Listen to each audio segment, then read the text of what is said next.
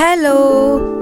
वाई आणि भोरच्या सीमेवर निसर्गाच्या कुशीत दडलेला एक असा ऐतिहासिक किल्ला आहे जिथे आज आपण जाणार आहोत. चला तर मग आज व्हिडिओमध्ये आपण केंजळगडाच्या थरारक पावसाळी ट्रेक आणि थक्क करणारा इतिहास जाणून घेणार आहोत. व्हिडिओ शेवटपर्यंत नक्की बघा.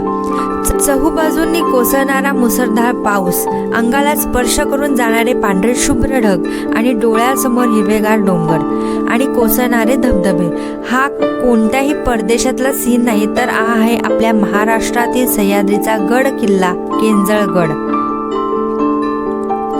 पुण्यापासून साधारणपणे 85 किलोमीटर आणि वाईपासून 25 किलोमीटर अंतरावर असलेला हा किल्ला समुद्र सपाटीपासून तब्बल 4273 फूट उंचीवर आहे. इतिहासामध्ये या किल्ल्याला केंजळगड किंवा छत्रपती शिवाजी महाराजांनी दिलेलं मोहनगड या नावाने ओळखलं जातं. पावसाळ्यात गडावर पोहोचल्यावर निसर्गाचं एक वेगळंच रूप पाहायला मिळतं. ढगांची धुलाई पांघरलेला केंजळगड एखाद्या स्वर्गासारखा भासतो.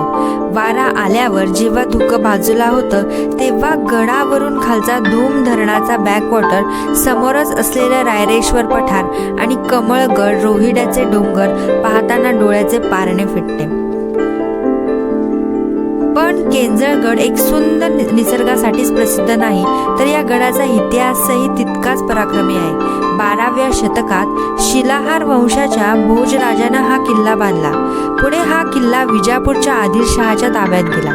वाई आणि भोर प्रांतातील अनेक किल्ले शिवरायांनी जिंकले होते, पण केंजळगड मात्र अजूनही शत्रूच्या ताब्यात होता. मराठ्यांचे सैन्य या गडावर नजर ठेवून होते आणि ऐतिहासिक तारीख उजाडली 24 एप्रिल 1674.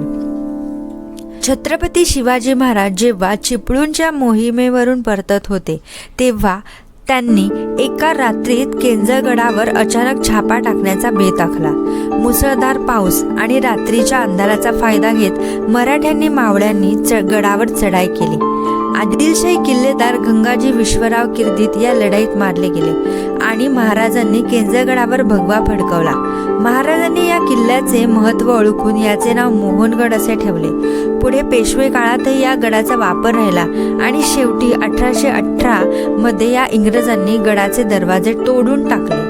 तर ह्या ट्रेकचा सर्वात थरारक आणि निसर्गरम्य भाग सुरू होतो तो म्हणजे केंजळगडच्या कातळात कोरलेल्या विस्तीर्ण 55 पायऱ्या. एका अखंड कातळ भिंतीमध्ये या पायऱ्या कोरलेल्या आहेत. पावसाळ्यात या पायऱ्यावरून जणू एक छोटा धबधबा वाहत असतो. धुक्यांमुळे आणि पायऱ्यांवरून चढताना खूप काळजी घ्यावी लागते कारण त्या पायऱ्या प्रचंड घसरड्या होतात. या पायऱ्या चढून वर गेल्यावर गडाचा मुख्य माथा येतो. वर आपल्याला पिण्याच्या पाण्याचे, कातळात कोरलेले जुने टाके, वाड्यांचे अवशेष आणि गडाची कुलदेवी केंजाई देवीचे छोटे मंदिर पाहायला मिळते.